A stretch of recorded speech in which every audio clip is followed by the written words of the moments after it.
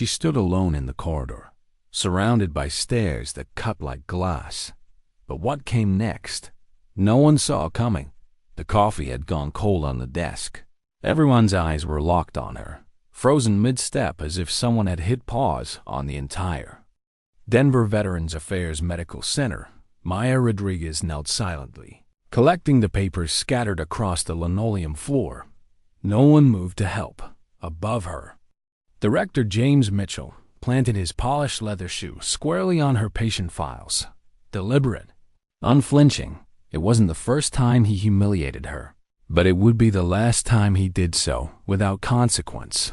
No one watching that moment realized they were witnessing the unraveling of a lie and the rise of a truth so profound it would crack the very walls of this institution, because the woman on her knees had once carried 15 wounded soldiers through enemy fire. Alone, Mitchell, smug in his corner office politics, believed he'd proven a point, that Maya was weak, unfit.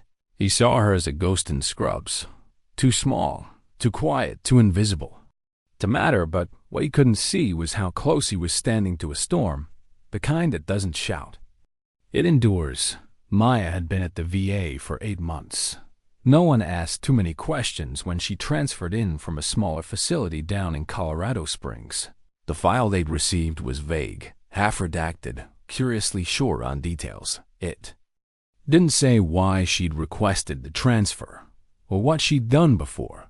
And Maya wasn't the kind to offer explanations. She took the night shifts, the forgotten assignments, the ones nobody else wanted. She performed her duties with quiet, unnerving precision, not mechanical, methodical. Every step had intention. Every glance, every silence was chosen, but none of it showed up on the reports. Her supervisors used words like uninspired, lacks leadership potential. They said she couldn't handle pressure, that she didn't speak up enough, that maybe she wasn't cut out for a place like this. They didn't see the way her hands stayed steady during code blues, or how she spotted symptoms seasoned doctors missed, or how she scanned every room for exits, always, every time. It wasn't nervousness. It was muscle memory, the kind that only gets written into your bones through fire. From day one, Director Mitchell had marked her as a problem, not because she failed, but because she refused to bend. At 52, Mitchell prided himself on being a new kind of VIA leader, media polished, politically connected, impeccably dressed.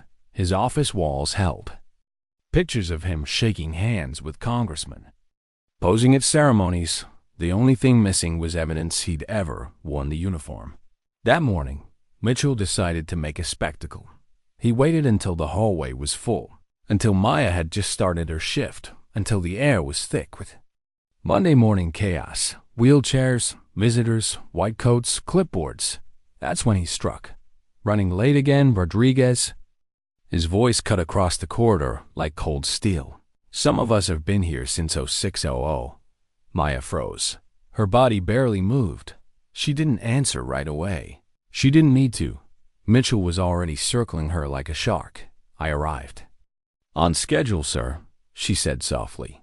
Scheduled time, he repeated, laughing just loud enough for the crowd to hear. We used to call that dead weight. He wanted her to break. That's what this was really about. Control. Punishment for being the kind of person he couldn't manipulate. A few feet away, Dr. Amanda Foster, chief of psychiatry, watched in silence. She had worked with Maya on trauma cases. She had seen what Mitchell hadn't, how combat veterans who refused treatment from anyone else somehow opened up to Maya. There was something in her presence, not softness, understanding, recognition, like they saw in her. Something they didn't know how to say out loud. Mitchell went on, flipping through his phone, reading lines from her performance reviews. Adequate, no initiative, emotionally unassertive. He stepped closer. Maya didn't flinch. Then came the moment. Her grip slipped, or he nudged the files from her hands. Witnesses would never agree on exactly how it happened, but the result was the same. Patient records scattered across the floor like broken glass. And Mitchell didn't move. He stood there, letting his foot rest on the papers as Maya knelt to gather them. Slowly, silently, one by one, he smiled. This is exactly what I'm talking about. No fight, no backbone, just surrender. But those watching saw something else. They saw the way she moved, quick, efficient, eyes scanning the crowd. Not afraid, calculating. She moved like someone trained not to panic when chaos hits, like someone who had counted every second under fire and survived. Captain Lisa Park, liaison to the military units, saw it too. She paused, watching Maya from across the hallway. She'd done 3 tours. Herself and the way Maya breathed, that was control, learned under duress. Park had seen soldiers fall apart under pressure. This wasn't that. This was a woman who had seen worse, who knew worse, and still chose to kneel, not because she was broken, but because it wasn't worth rising for a man like Mitchell. When Maya stood, her voice came soft but solid. I would handle it, sir, just like I always do. Something in the hallway shifted. Mitchell's smirk faltered. For the first time, he realized she wasn't afraid of him. He walked away without another word. Doctor Foster approached. Maya, Mitchell was way out of line. Are you okay? I'm fine, Maya said automatically. But the words didn't hold. You don't have to pretend with me. Foster said gently. That was harassment. You could file. Maya's hand drifted to the pendant under her uniform. Thumb tracing. The surface. Once. Twice. Again. 15 times. Always 15. It was the only tell she had. A tiny, unconscious ritual that no one else noticed. Director Mitchell is under pressure to improve numbers, she said finally. I understand. His concerns, Foster wanted to argue. Wanted to tell her how absurd that was, how Maya had the highest patient trust scores in the facility, how she'd prevented multiple medical emergencies with instincts no one could explain. But something in Maya's face said, don't, not yet. So Foster let her go and watched her walk away, head high, dignity unbroken. She didn't know it yet, but she just witnessed the beginning of something bigger than anyone in that corridor could imagine. Because Maya Rodriguez was more than just a veteran with a steady hand. She was the kind of soldier who did the impossible and never spoke of it. The pendant she wore carried a number etched into the metal. 15 soldiers, 15 lives she carried, one at a time, through gunfire and blood, and one day soon. That number would no longer be her secret. It would be the headline that shattered Mitchell's career and reminded the world what strength really looks like. Not in height, not in noise, but in the quiet resilience of a woman who never stopped carrying what others couldn't. Why did she count everything? 15 steps from the curb to her door. 15 seconds to lock it behind her. 15 items in her go bag, unchanged, untouched. Every motion in Maya Rodriguez's life was deliberate, controlled, ritualized. To anyone else, it might have seemed like obsessive behavior, but to her, it was the only thing keeping the chaos at bay. She lived in apartment 15C, not for the view, not for the convenience, for the number. Her days began the same, 5:15 a.m. alarm even. Though she was always up at 5 o'clock, black coffee, toast with peanut butter, and a 15-minute stare through a second-story window at a world she didn't entirely trust. Meditation, the therapist had once called it, but for Maya, it was more like reconnaissance, a quiet surveillance of a neighborhood that never felt entirely safe. Inside her apartment, there were no mirrors across from the bed. Too many mornings where her reflection looked like a stranger. The go-bag stayed packed by the door, just in case.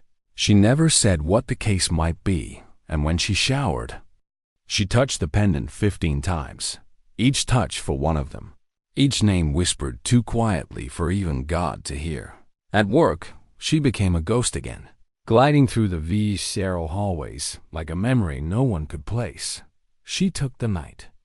Shifts, worked the holidays, volunteered for the psych wing. Not because she had to, because she knew that's where they were. The ones who couldn't sleep, the ones who still fought wars in their dreams. Most staff barely noticed her, but a few did. Sergeant Tom Chun, physical therapist, Marine, 3 deployments. He'd begun to notice the way she moved, the way her eyes scanned a room before stepping inside. How she positioned herself with her back to the wall, always between the patient and the door. It wasn't conscious. It was instinct. The kind burned into you under fire. He saw it during a panic attack in the waiting room. A vet had snapped. Shouting, pacing, eyes wild with flashbacks, before security could even respond. Maya was there, calm, silent, her hands visible, her voice low. She spoke to the man like she knew the exact language of fear. And it worked. She diffused the moment before it escalated. No drama, no medals. Chun mentioned it over lunch to a colleague. That's not something you pick up in med-tech training. That wasn't the only thing that didn't add up, Dr. Amanda. Foster had been quietly observing Maya as well. Veterans who refused therapy would speak to her, ones who hadn't said more than 3 words in months, suddenly opening up. Sometimes within minutes. No coaxing, no credentials, just presence. There's something about her, Foster told Captain Lisa Park one afternoon. In the parking garage, they recognized something we don't. Park had started her own inquiry. Her security clearance gave her access to deeper personnel files, and Maya's. Didn't make sense. Sections were redacted. Not just sensitive, blacked out. Entire deployments missing. Listed administrative reassignment due to operational security. Her listed rank, specialist, hadn't changed in over 6 years. No awards, no citations, no explanation. I've been in the military 15 years. Park said, I've never seen a file like this, unless someone did something extraordinary. Or catastrophic. Park was beginning to suspect which one it was. The next clue came during an emergency. A veteran collapsed in the lobby. Cardiac event. The code team was minutes away. Maya got there first. No hesitation. She dropped to her knees and started CPR with perfect timing. She directed bystanders, assigned roles, called for equipment, and when the med team arrived, they found her calm, focused, covered in blood. Not rattled, not relieved. Just there. 4 compressions. Someone get me O2, call the code. And when it was over, when the man stabilized, Maya washed her hands in the utility sink, touched her pendant 15 times, and whispered something no one could hear. That pendant became a source of curiosity, always worn, always tucked beneath her shirt, a sliver of metal, worn smooth except for the number etched onto its face. 15. No one had gotten close enough to ask what it meant. But one person had a theory. Bill Martinez, the maintenance supervisor, had managed the building where Maya lived. She'd specifically requested 15C, paid her rent 15 minutes early. In cash, every month, she'd reinforced her doors, installed her own blackout curtains. She knew things most civilians didn't. She told me once you don't face a door when you're sleeping. He told his wife, you face a window. Easier to escape if something goes bad. At the VA, veterans began seeking her out, not during official sessions, afterward, in the hallways, outside the elevators, in stairwells. They'd talk, quietly. Sometimes they cried, sometimes they just stood there with her. She gets it. Marine veteran Carlos Rodriguez said after one session, she doesn't try to fix you, she just understands. Then came the monthly emergency drill, a simulation, standard practice. Chaos, smoke machines, mock patients on stretchers. Staff were supposed to follow protocols, evacuate, wait for command. Maya didn't. She assumed command without being told. Without hesitation, she took one look at the scene and issued triage orders like she'd done it 1,000 times.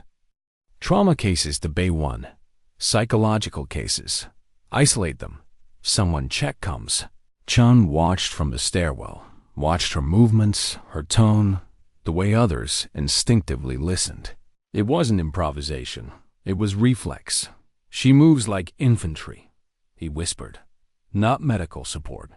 It didn't make sense. Not until later, Dr. Foster pulled the performance data.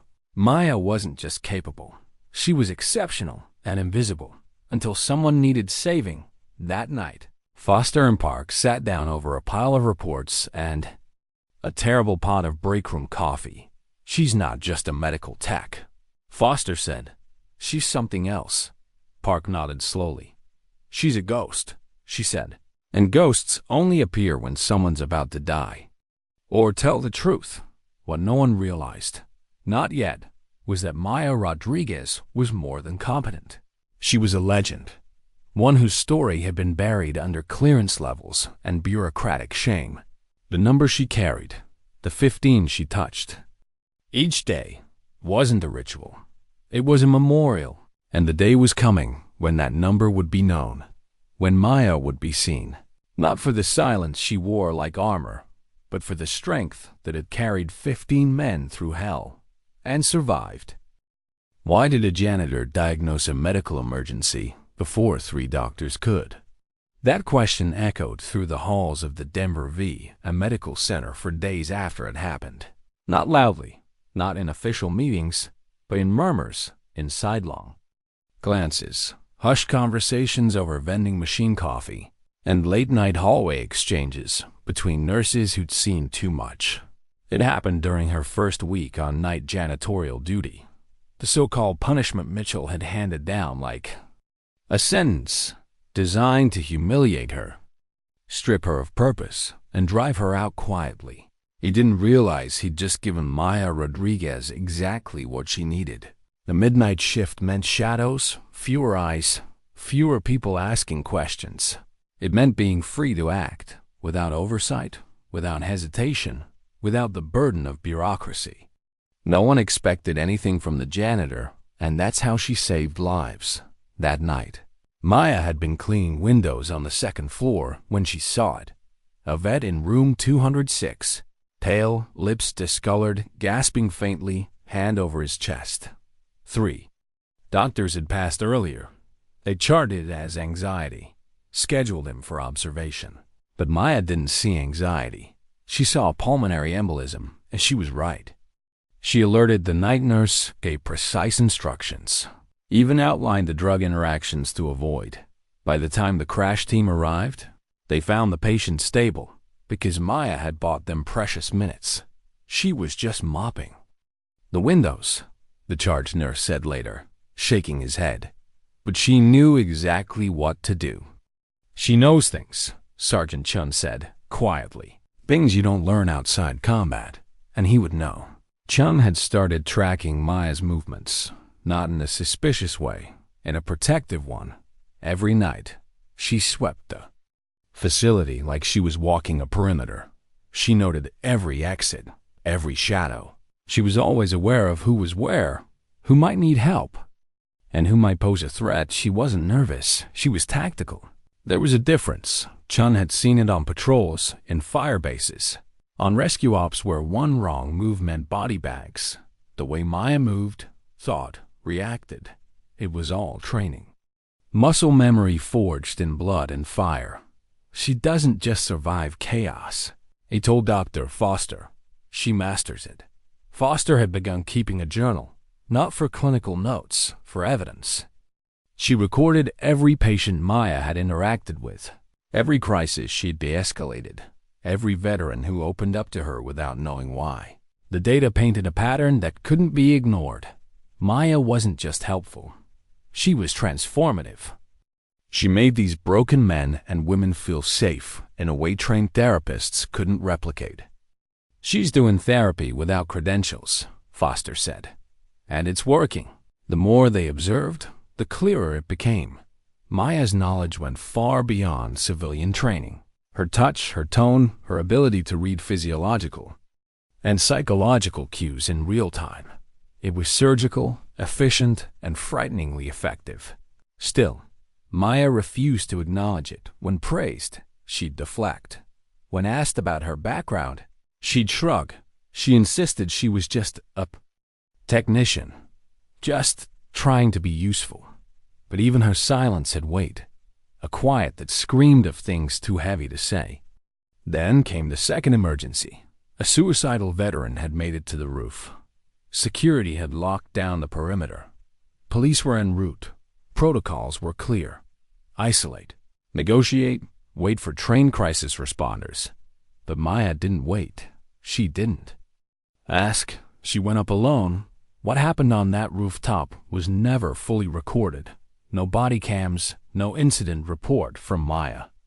Just the testimony of the veteran who later checked himself into inpatient therapy and called her his guardian in combat boots. All he'd say was that she listened, and when he screamed that no one understood, she whispered, "You're right. No one should have to." It was the first time he'd ever cried in front of someone since the ambush in Kandahar. The second time came 2 days later, in group therapy, with Maya in the room, mopping the floor, not listening, just present. By the third week of her janitorial sentence, word had spread, quietly, among patients, among staff who paid attention. Maya was the one you wanted nearby when things went wrong. She was also the one you wanted near when things felt too quiet. Captain Park continued digging.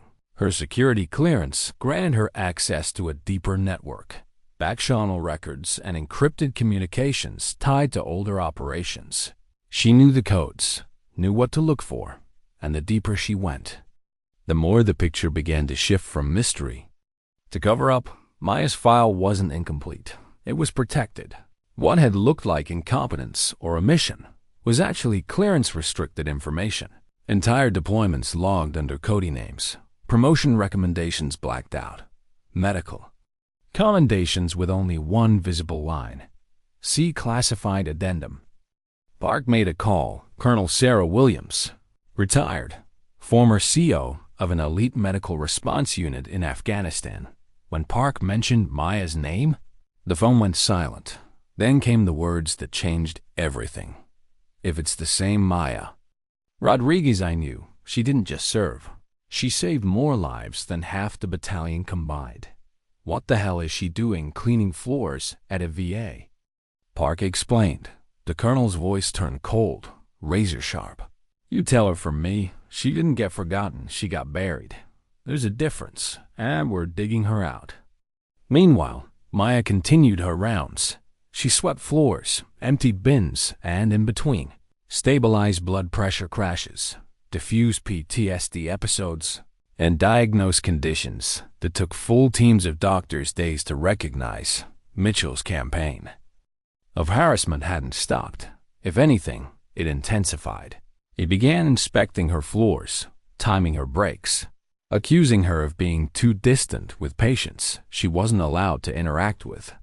He spread rumors about her mental health, quietly suggested she might be a liability. "I'm beginning to question her fitness for duty," he told his department heads. "Rodriguez may have unresolved combat issues. She might pose a risk." The irony was almost poetic. The man who'd never seen combat calling the most battle-tested medic in the building unstable. But the tide was turning. Chung, Park, and Foster had begun documenting everything. Every incident, every moment of quiet brilliance, every piece of evidence that pointed to the truth. Maya Rodriguez wasn't a janitor.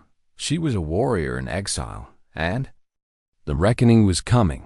It would begin with a phone call, then a visit, then a confrontation that would rip the mask off the system that tried to erase her. But for now, she remained a shadow, still touching the pendant, still counting 15. Why was a general suddenly flying to Denver over a janitor? The question rippled across quiet offices and command channels. No press knew, no announcements were made. But when General Patricia Williams boarded that early morning flight, her eyes carried the fire of someone who'd seen too much to remain silent. She wasn't coming to inspect paperwork. She was coming to face the truth about a woman who'd once saved her nephew's life and had been forgotten. Erased, buried beneath bureaucracy and humiliation. Her destination, The Denver VA Medical Center, her mission. Maya Rodriguez. Back at the hospital, Mitchell was tightening his grip. He'd escalated Maya's punishment under the pretense of disciplinary oversight. Surveillance logs, break audits, unscheduled inspections of her janitorial work. It was absurd and deliberate. He wanted her gone, silenced before questions could surface. But his tactics had consequences, because while Maya swept floors and kept her head down, others were rising in her defense. Captain Park had turned her investigation into a quiet crusade. She cross-referenced Maya's redacted records with whispers from her old command. Every name she contacted came with the same response: awe, respect, disbelief. She's alive? You're saying she's cleaning bathrooms? One name changed everything. Private First Class David Williams, the general's nephew. David had served with Maya during Operation Mountain Shield. His testimony came in the form of a letter, written years after his extraction, addressed to whoever might find her. She carried me a full kilometer while I was bleeding out. I was 180 pounds. She was maybe 115. She never stopped. Even when bullets were landing at her feet, she sang to me a lullaby in Spanish. I thought I was hallucinating, but she kept going, and I'm alive because of her. He named his daughter Maya. The moment General Williams read that letter, everything changed. She called Colonel Sarah Williams, her sister, who had once commanded Maya. Then she called the Pentagon. Then she booked her flight. Meanwhile, back at the hospital, Maya endured in silence. That day, she'd cleaned the psych ward hallways, emptied biohazard bins, and comforted a PTSD patient mid-panic attack. No one thanked her. No one acknowledged her. Mitchell had made sure her name stayed off shift logs. She didn't complain, but her fingers traced her pendant more often. 15 touches, over and over. Dr. Foster noticed. She's more anxious, she told Sergeant Chun. More internal, longer silences. Something shifting. Chun had noticed too. She's not afraid, he said. She's preparing. The following evening, Park called an emergency meeting. It wasn't just a strategy session anymore. It was preparation for battle. Foster brought printouts, patient testimonies, care improvements, interaction logs. Chun brought photographs, terrain maps, testimony from combat medics who'd heard whispers of the ghost medic in Helmand Province. Park brought Maya's real record, unredacted. I got clearance, she said, from someone who still believes the truth matters. Together, they assembled the file that would tear Mitchell's career apart. Maya's performance wasn't a fluke. It wasn't improvisation. It was the result of an operation no one was ever meant to know about. Operation Mountain Shield, an ambush, 15 wounded, hostile territory, a failed extraction window, 6 medics dead, and 1 survivor, Maya. She carried each of them, one by one, for over 8 hours. Through sniper zones, through blood and dust and fire, she rigged stretchers from cargo netting, performed field surgeries with torn fabric and pressure gauze, called in air support using a radio that barely worked, maintained perimeter security, all while never leaving a single body behind. Not one. She should have died. She didn't. She should have been celebrated. She wasn't. Instead, her mission was classified, buried, her medals never awarded, her trauma never treated, her service record sealed under layers of national security, so she disappeared into the system and ended up mopping floors under the command of a man who'd never once heard a shot fired in anger. The next morning, Mitchell made another move. He summoned Maya for a performance review.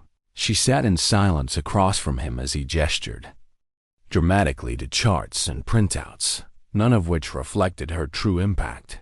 He leaned forward with mock concern. Your behavior continues to raise red flags. Rodriguez, you isolate yourself. You fail to engage with staff. You're emotional. Detachment is troubling. Maya said nothing. He smiled. Perhaps you'd be better suited for work that doesn't involve people. When she finally spoke, her voice was calm. Understood, sir. Mitchell blinked. He wanted protest, resistance, something to validate his power, but Maya gave him none of it. She stood, nodded, and left. He thought he'd won. He didn't know the storm that was coming, because in less than 24 hours, General Patricia Williams would walk through those hospital doors, and she would not be alone. She would come with power, with witnesses, and with the full, unrelenting truth. And this time, Maya wouldn't be able to hide behind silence. This time, the world would see her as a soldier, as a medic, as the woman who carried 15 souls through hell and came back with all of them. Why did the quiet janitor look like she was preparing for war? Maya Rodriguez moved through the VA basement with her mop cart and bucket, but there was something in the way she walked that felt tactical. Sergeant Chun watched her from the far end of the corridor, pretending to refill a vending machine. Her boots didn't squeak. Her cart never rattled. Her eyes tracked corners before her feet rounded them. This wasn't someone cleaning floors. This was someone who'd memorized every square foot of a kill zone. It was Friday, inspection day. Mitchell believed he was about to put on a show visiting officials how he'd cleaned house, how he'd dealt with underperforming staff like Maya. He'd even scheduled her to work double shifts in the basement to keep her invisible during the walk-through. Keep her out of sight, he'd ordered his assistant. Let them see what we're dealing with. He didn't know that the woman he was hiding was the entire reason those officials were coming, because upstairs, General Patricia Williams had arrived. She wore civilian clothes, carried no visible insignia, but her posture told the truth. This was a woman used to making battlefield decisions and watching people die when those decisions went wrong. She didn't come alone. Dr.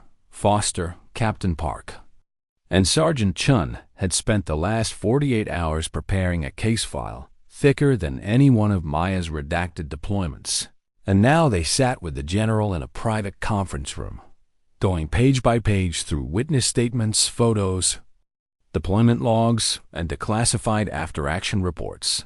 General Williams said little at first. She just listened, read, flipped through files, until she reached the letter from her nephew. Then her voice cracked. She carried him all the way. She whispered. He said she sang to him. Foster nodded. A Spanish lullaby. She didn't know he remembered. Williams stared out the window, rage and reverence in equal measure. This ends today. Meanwhile, Maya was adjusting the angle of her mop handle, just slightly, just enough to see the reflection of someone approaching from behind. It was a patient, jittery, pale, sweat beading on his neck, a Gulf War vet named John who'd been off meds. For days, he was having a flashback. She turned slowly, hands visible, voice low. "John, you're safe." He muttered something about desert winds, about being trapped. His hands trembled. Maya didn't flinch. She stepped forward, positioned herself between him and the doorway, kneeling slightly to keep the eye line level. "You're not there anymore. You're here. Listen to my voice." It worked, as it always did. Security arrived 2 minutes later, but Maya had already de-escalated the episode. No sedatives, no restraints, just presence, just understanding, just her. And yet, Mitchell still planned to fire her in the conference room above. The general was wrapping her final briefing. Her voice was measured now, all that fury tucked behind professional calm. "We're not just going to expose Mitchell," she said. "We're going to make sure Maya hears, with her own ears, what she's meant to the people she saved." Dr. Foster hesitated. "There's something else, ma'am." "Something she hasn't told anyone." Williams turned. "She believes she doesn't deserve any of this. The praise, the recognition, we believe. She's punishing herself," Park added quietly. 6 members of her medical unit died during Mountain Shield. Maya was the senior medic. "She's been carrying that ever since," Williams nodded. "Survivor's guilt? It destroys more soldiers than bullets ever could." She opened her bag and removed a small, battered phone. "I have a message while Maya needs to hear." Inspection hour arrived. Mitchell stood at the front of the main conference room, projecting confidence he didn't deserve. His PowerPoint presentation was immaculate. Graphs, trends, buzzwords like efficiency and realignment. He introduced Maya Rodriguez as a staff reassignment case study. He spoke of failure to adapt. He showed a slide of her in janitor's scrubs, cleaning a hallway. "This is what happens when standards slip," he said. Silence followed. Then General Williams stood. "Director Mitchell," she said calmly, "do you know who Maya Rodriguez is?" He smirked. "An underperforming technician, ma'am." She opened the folder. "Maya Rodriguez is a decorated combat medic. Silver Star, Bronze Star with Valor, Purple Heart, Combat Medical Badge with 3 deployment stars." Mitchell blinked. "That's not possible." Her file was classified. She cut in for operational security. Until now, she clicked the remote. A screen lit up with grainy helmet cam footage. Desert, dust, chaos, screams, and then Maya, carrying a soldier, singing softly. 17 trips through Sniper Alley. 17 lives pulled from the jaws of death. "Maya Rodriguez," the general said, "is the reason my nephew came home, and the reason he has a daughter named after her." Mitchell looked like a man suddenly realizing the ledge beneath him had vanished. Foster spoke next. "She didn't just survive, she carried others. She built her life around remembering them. Captain Park. And you demoted her to mop floors." General Williams turned to the side door. "Maya," she called. The janitor entered slowly. Still in uniform, still quiet. Eyes widened. People stood. She froze, uncertain. Then the general pressed play on her phone. A voice, David Williams. "Maya, you told me I'd be okay, that I just had to breathe. That lullaby you sang, it kept me alive. I named my daughter after you." She grew up knowing that her name came from a warrior. Another voice. "Maya, this is Staff Sergeant Thompson. I was number 7, chest wound. You called me stubborn and told me to shut up and live. I'm still here. Because of you." Maya's hand rose to her pendant. 1 touch, 2, 15, then her voice, a whisper. "I didn't save everyone." "No," General Williams said softly. "You carried the ones you could and honored the rest. That's not weakness. Sergeant Rodriguez, that's strength." In that moment, the whole room seemed to breathe again. Mitchell didn't speak. He couldn't. There was nothing left for him to say. Maya just stood there, small and silent and strong. And for the first time since Afghanistan, she didn't feel alone. Why was the woman they called weak now commanding the silence of an entire auditorium? Not with volume, not with orders, with presence. Maya Rodriguez stood at the front of the Denver VA's largest conference room. Not in uniform, not with medals, just her. Small, composed, battle-worn. And the air around her felt different, like the gravity had shifted, like the building itself was holding its breath. The microphone in front of her remained untouched. She didn't need it because no one in that room could look away. General Williams had just revealed everything. The rescue, the 15. The silence Maya had carried like a wound. And now, everyone waited for her to speak. But Maya didn't begin with her story. She began with theirs. "I wasn't the only one who carried someone," she said softly. "I wasn't the only one who came home broken." You could hear chairs creak. As people leaned forward, she looked at the veterans in the front row. Some in wheelchairs, some with visible scars, others with none, except in their eyes. "You carried memories," she said. "Some of them unbearable, some of them unfinished, some of them still screaming." She paused. "And yet, here you are, a beat. I didn't save everyone. That's the truth I wake up with, the one I carry in my chest, heavier than any rifle I ever held." Her fingers grazed the pendant. 15 made it out, but 6 didn't. and I hear their voices sometimes in the quiet. Nobody moved. Not even the air. I worked as a janitor not because I forgot who I was, but because I thought I no longer deserved to be her. Silence again. Thicker now, sadder, more reverent. Dr. Foster sat in the second row, her eyes wet but steady. Sergeant Chun had his arms folded, jaw tight. Captain Park sat beside General Williams, both of them still as statues. I didn't want a medal, Maya said. I wanted a place where no one screamed at night, where no one bled through gauze, where silence wasn't terrifying. Her voice softened even further, and I thought maybe if I stayed small enough, I could disappear. A pause. But then, Patience started talking to me. She smiled faintly, just enough to flicker. They didn't need me to save them. They needed someone who could sit with them in the dark and not be afraid. There was no pride in her tone, only memory. I wasn't brave. I was tired. But I knew what pain looked like, and I knew what not being believed felt like. A murmur rippled through the audience. Not voices, just breaths, choked and quiet. I see. You, she said. All of you. Someone, an amputee in the front row, exhaled a sob. And I hope now, maybe you see me too. The applause started slow, tentative. Then it grew, not into a roar, but into a steady, thunderous rhythm that filled the room like a heartbeat. A unified, shared exhale of respect. The room stood. Maya didn't bow. She didn't beam. She simply nodded, once, and stepped back. Later that afternoon, Mitchell's resignation letter was submitted and approved before the ink dried. No farewell party, no statement, no cameras. He walked out through the staff entrance. Alone, Maya stayed behind.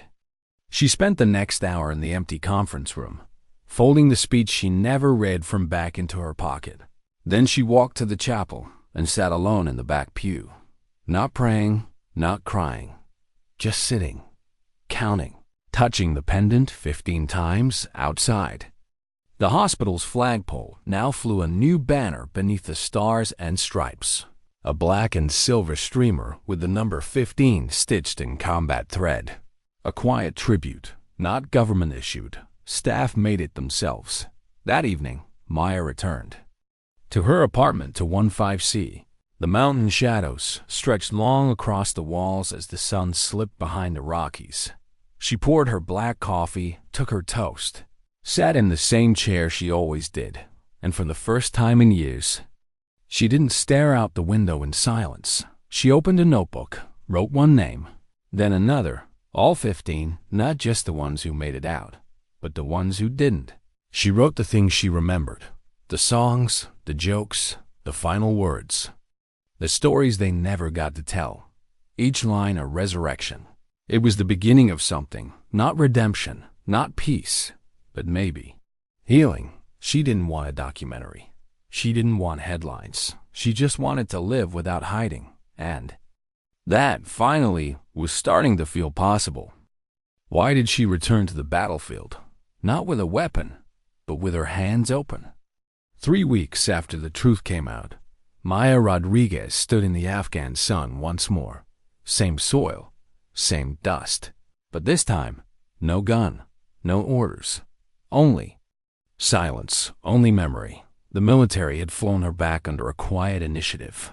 No press, no cameras, just a private request from General Williams. A chance for Maya to say goodbye. To all of them, to herself, the transport plane had touched down at dawn. She hadn't spoken much during the flight, just sat near the rear ramp, gloved fingers tracing that same pendant. The flight crew knew who she was. No one said it out loud, but every man and woman who looked her way nodded, like they were looking at something sacred. She wore no uniform, just a black long-sleeve shirt, cargo pants, dog tags tucked away, and when her boots hit the dirt, she closed her eyes. Just for a second, everything came back. The screams, the thunder, the copper smell of blood in dry air. 15 names, 6 more, carved into her spine. But something else, too. The sound of her own voice, years ago, singing a lullaby in a cracked whisper, pacing forward through sniper fire. This was the place. This was the road. She took a step forward. Captain Park accompanied her, as did Sergeant Chun, not as escorts, as witnesses, behind them. A new generation of medics stood silently, young, serious, looking at Maya the way soldiers look at legends. They walked together until they reached a small plateau, the very spot where the final stretch of her rescue had taken place. A narrow path between rocks, a ravine on one side. She had carried the last body through here, a man who'd already gone cold. She hadn't known that yet. She placed a small stone at the bend in the trail, just one. Then she began to speak. No ceremony, just names. One at a time, no ranks, no fanfare. Anthony, James, Farah, Darnell, Eva, Blake. She placed another stone. For each one, Chun swallowed hard. Park wiped her cheek without meaning to.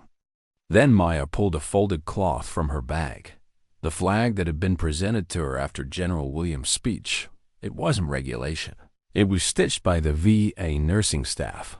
A patchwork of unit colors, initials, and fragments of bandages from her original medkit, the one she'd carried during Mountain Shield. She laid it flat against the stones, and she whispered, "I remember all of you, and I will not forget." The medics behind her, 20 of them, from bases across the country, stepped forward one by one, not to salute, but to kneel. They left behind tokens, dog tags, wristbands, notes. One placed her father's old unit patch beside the cloth and said, "You made it possible for people like me to even serve." And then Maya stood, no tears, but her voice broke just once. "They called me too weak," she said, "but you knew better." She looked up at the cliffs above, where the snipers had once waited, where she'd moved anyway. "You gave me something to carry, and I still am." That night, around a small campfire near the base station, someone passed around the flask. A few soldiers swapped stories. Maya didn't speak much, but when a young medic leaned in and asked quietly, "How do you stay brave?" she finally answered, "I don't," she said. "I just keep moving." She didn't explain further, didn't need to, because in that moment, every scar on her hands, every ghost behind her eyes, did the talking for her. The next morning, she left a note in the barracks where she'd slept. Nothing dramatic, just a single line. "Sometimes we carry others. Sometimes we carry their memory. Both weigh the same." Back in Denver. The VA had changed, not overnight, but quietly, subtly. Maya had returned to the psych wing, not as a janitor, not even as a technician, as a peer counselor. No title, no lab coat, just presence. Veterans still found her in the hallways. They still talked to her when they couldn't talk to anyone else.